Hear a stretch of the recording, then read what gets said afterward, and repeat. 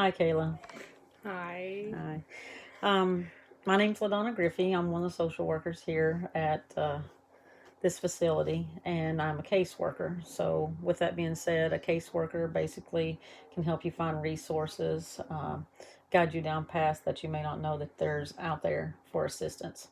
I see with your case history here that the Child and Family Agency sent you here to talk to me today. Yeah. Okay. It says that you are feeling depressed.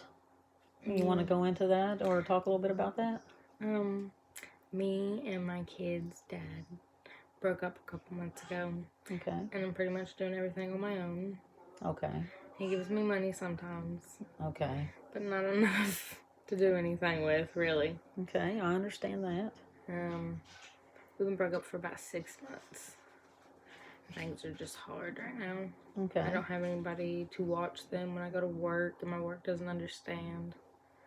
So it's just hard. Okay. So you feel like you just really have no support out there at all? Yeah, no support. Okay. Have you looked into childcare? Yeah, I have. But even with childcare assistance, it's still too much to pay. Okay. All right. Do you have no family around? I have some family, but they have favorites. I understand that. Okay. So my grandma could help me, but she has all kinds of other grandkids, and she always has them. So I feel like it's a burden if I ask her to keep her grandkids that are mine. So it just makes me feel bad. But sometimes I don't have any other option. Okay. What about friends? You don't have many friends outside of work? I have friends, but they have kids. Okay. So I feel like it would be too much on them when they already have kids of their own to try to help me. I understand that. Okay. So basically, you're just feeling overwhelmed. Yeah. Okay. Have you talked to your children's father about helping you some whenever you're at work? Um, he says that he'll help, but he never does. Okay. He works all the time and he never knows his hours. So, Okay. So he's got a job where, like, they just go out and when they get finished with they get to come home, yeah, and so it's no set time. Okay. it's just whenever. Just whenever. Okay. I understand. Um, have you looked at possibly getting into a support group with like a mother support group that they can like share their stories, and maybe you guys can like talk back and forth and um, get some ideas on different things to do, or even like they may know a better child care provider that would be able to be there longer times or anything like that. Have you thought about looking into a support group? Not really. Only because I don't like talking to people. You don't like talking? Yeah, Okay, all right. that's one of my problems. That's one of your problems. Yeah. Okay. So would it not make you feel better though if it was like people just like you that's having the same problems? Like, would it be easier for you to talk Yeah. with them, or would it be easier, like, say someone went with you, um, possibly even like a caseworker or something like that went with you, that you feel like you already had somebody there that you knew, Yeah. be able to like start the group and then they can back out after you felt comfortable. Yeah, that would help. Okay.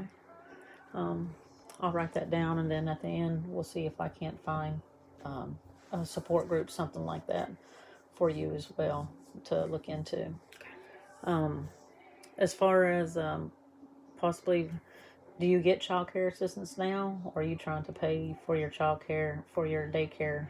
I get child care assistance now, but my kids go to a really, really good daycare. Okay.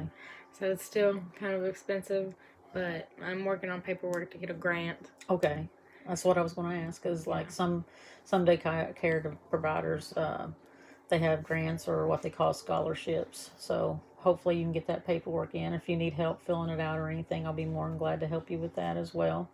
Um, uh, I could even maybe write some kind of thing, let them know, you know, that you're here, you've been talking, trying to, and that you're struggling, and maybe put in a word for you to help push that through for you, so that would help you a little more and take a little bit of that financial burden off of you, Okay.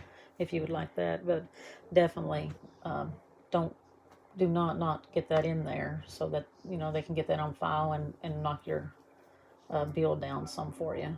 Definitely. Um, what else is on your mind, or anything that's got you depressed? I mean, anything to do with your uh, ex? He did me dirty. He did you dirty? Yeah. Okay. He, we were together for 4 years. Okay. And he was never really home.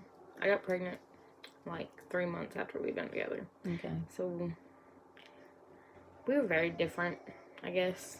We were the same in some ways, but we were different. And he was all about work, or his friends. And he's never home to help me with my kids. First, it was just my first one. Then I got pregnant again. And then he was really never home. Okay. And then after we broke up, he got a girlfriend like 2 weeks later. So that hurt me. I understand that. So, has this caused you like to have trust issues with other people? Yeah. Okay. So you feel like it's just really hard to go out, and you said you don't have that many friends outside of work, so. Yeah. Okay. I have commitment issues. I understand. Okay. Commitment issues. Yeah. I'm sure that in that support group that I was talking about with mothers, I'm sure you're going to find some people in that support group too that are going probably through the same situation that you did, that are going to be single moms. I'll find you a support group for single moms that's struggling with the same things. And during that time of talking in those groups, I'm sure that you're going to find somebody that you will relate to on that level. But in the meantime, I could try to find maybe a support group for just for someone suffering from depression. Another thing that I'd like to do is have you come back in like every 2 weeks, and us just sit and talk. If it's all right with you, we'll today before you leave, we'll make a goal, sit down and make a plan. Okay. For some goals for you to reach. Find some books that may guide you in the right direction on coping, single moms coping, or even coping after relationships.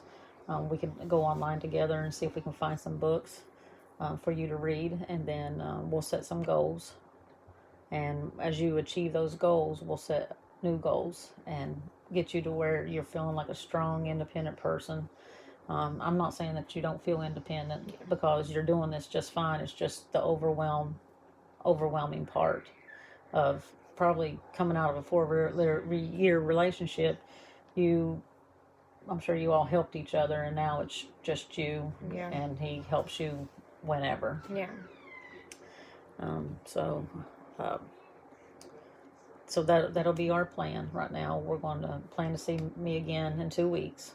Okay. Does that sound good? Yeah, that's fine. And then we'll go through and see. I won't put like 2 or 3 books on you, but we'll find one book, and you start reading that book. And what I'd like for you to do is make notes of really good things that you find in there, or if you have questions about things that's in the book that you're not fully understanding, we'll make those notes and bring back with you when you come back, and we'll discuss those. That's good. Does that sound like a good plan? Yeah. And then as far as making sure that you get that grant paperwork in, so that it will help take some of the financial strain. Another thing I was going to ask, as far as getting you help, are you getting food stamps? Yeah. Are you on the SNAP? Yeah. I And- have SNAP. And how old are your children? 3 and 8 months. Okay. Are you on the WIC program for the Yeah, baby? I Okay, am. so that's great. You've already got those programs in going for you, so that helps alleviate some of the worries of not having food, because you got food stamps for you and your oldest son, and WIC for the baby as well. Okay, that's great. That's one thing that you won't have to worry about. So we'll just stick with those goals. Those first couple goals there of seeing me in 2 weeks. Okay. We're going to find a book for you to start reading, and make sure you keep a journal. notes that you want to discuss from the book, and a journal if you would like to, of your thoughts, because you're going through some depression and some anxiety issues. Get you a journal and just jot down when you feel really anxious or you're feeling really depressed. Jot down those things, and if you'd like to bring them back, we could talk about them, because right now we're sitting here discussing and you may not be able to think of the triggers that causes the anxiety, the triggers that causes you to go into somewhat of a depression. But if you write those down, then we can talk about those and come up with a plan to help counteract or go, like stop them. Whether it's breathing exercises, whether it's meditation, things like that could help with the depression and the anxiety. But if you make a journal, bring those back, we'll be able to talk about those things and talk in detail of those triggers that you're experiencing, especially if it's the triggers that's over and over and over again. Okay? Yep. All right. You have any questions for me?